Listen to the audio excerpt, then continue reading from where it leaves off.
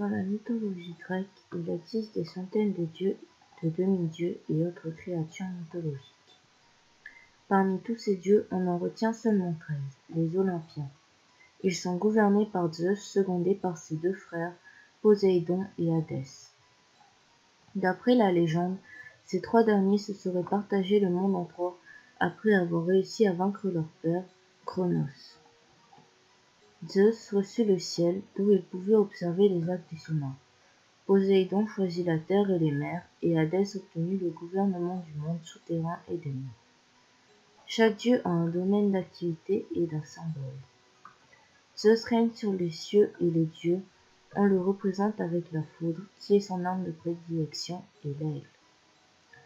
Poséidon est principalement connu comme le dieu des océans, mais en vérité il était aussi le dieu de la terre et de toutes les catastrophes naturelles.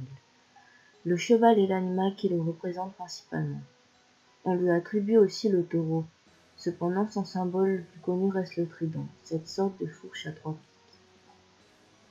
Hadès, dieu des enfers et du monde souterrain, règne sur les morts. Il a le plus grand royaume, car l'ensemble des morts depuis la création est immense par rapport au nombre de vivants ou à l'immensité du ciel. Hadès est représenté par Cerbère, le célèbre chien à 3 têtes gardien des enfers, et par la corne d'abondance. Dans la mythologie grecque, les enfers ne sont pas quelque chose de négatif. Il s'agit simplement du lieu que l'on rejoint à notre mort. Les enfers sont divisés en plusieurs parties. Aussi, il est possible d'y être puni ou récompensé pour nos actions dans le monde vivant. Apollon et Artémis sont frères et sœurs jumeaux. Le premier est le dieu du soleil, tandis que sa sœur est déesse de la lune. Ils ont tous deux la capacité de rendre malade ou de guérir.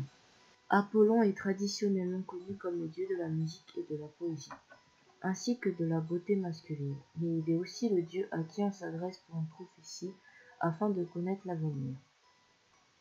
Ses attributs sont l'arc et la lyre.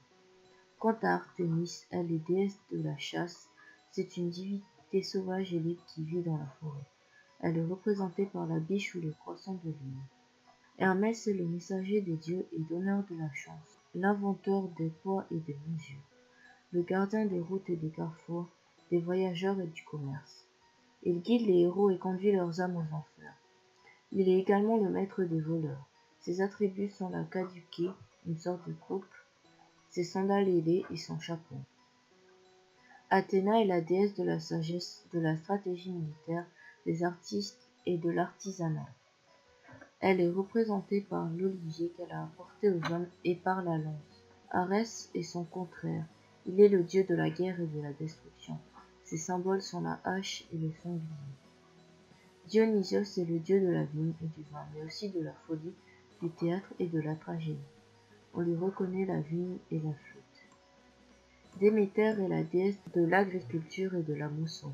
Elle est représentée par une gerbe de blé et une faucille. Héphaïstos est le dieu du feu, de la forge, de la métallurgie et des volcans. Il se charge de former les armes divines, notamment les célèbres éclairs de Zeus. On le symbolise par un marteau et une plume. Héra, protectrice des femmes et déesse du mariage, est symbolisée par le diadème royal et le sceptre. Aphrodite est la déesse de la beauté et de l'amour. On lui attribue souvent la pomme et la rose.